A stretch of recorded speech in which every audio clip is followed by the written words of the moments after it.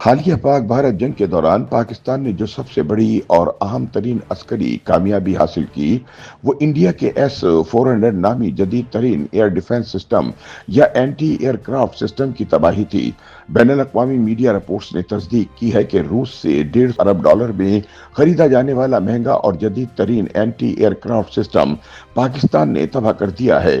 بتایا جاتا ہے کہ اس نظام کو تباہ کرنے کے لیے پاکستان ایئر فورس نے چینی ساختہ JF-17 اور JF-10C طیارے استعمال کیے۔ انٹرنیشنل میڈیا کے مطابق حالیہ پاک بھارت جنگ کا شاید سب سے ہائی پروفائل واقعہ بھارت کے ایئر ڈیفنس سسٹم کی تباہی کا ہی تھا۔ یورپی دفاعی تجزیاتی website Bulgaria military review کے مطابق 10 مئی کی صبح 3 پاکستانی ایئر بیسز پر انڈین میزائل حملوں کے بعد جوابی حملوں میں پاک فضائیہ نے بھارت کے آدم پور ایئر بیس سے آپریٹ کرنے والے روسی ساختہ دفاعی نظام یا اینٹی ایئر کرافٹ سسٹم کو مکمل طور پر تباہ کر دیا، جس سے بھارتی دفاع کو ایک بڑا دھچکا پہنچا۔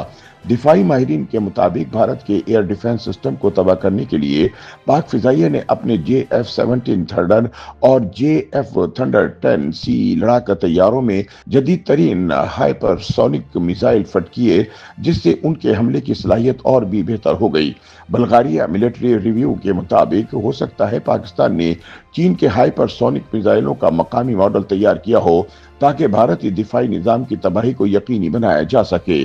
دفاعی ماہرین کا خیال ہے کہ S-400 anti aircraft system کی تباہی کے انڈین ایئر دفاعی حکمت عملی پر دور رس نتائج ہوں گے۔ شاید یہی وجہ تھی کہ پاکستانی حملوں کے فوراً بعد بھارت نے اپنے ایئر ڈیفنس سسٹم تباہ ہو جانے کے پیش نظر جوابی حملہ کرنے کے بجائے سیز فائر پر رضامندی کا اظہار کر دیا۔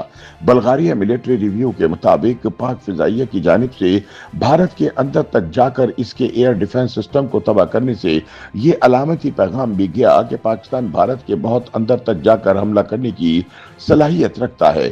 یاد رہے کہ DGISPR لیفٹیننٹ جنرل احمد شریف نے ایک پریس کانفرنس میں دعویٰ کیا تھا کہ پاکستان نے 2 مقامات پر انڈیا کے S-400 بیٹری سسٹم کو کامیابی سے نشانہ بنایا ہے۔ لیفٹیننٹ جنرل احمد شریف نے انڈیا کے خلاف پاکستانی آپریشن کی تفصیلات بتاتے ہوئے کہا کہ پاکستان نے مقبوضہ کشمیر میں کنٹرول لائن پر ان مقامات کو نشانہ بنایا جہاں معصوم کشمیریوں کو نشانہ بنایا جا رہا تھا۔ انہوں نے کہا کہ پاکستان نے کامیابی سے اڑی اور پونچھ میں بھارتی ڈیفنس سسٹم اور ریڈارز کو نشانہ بنایا۔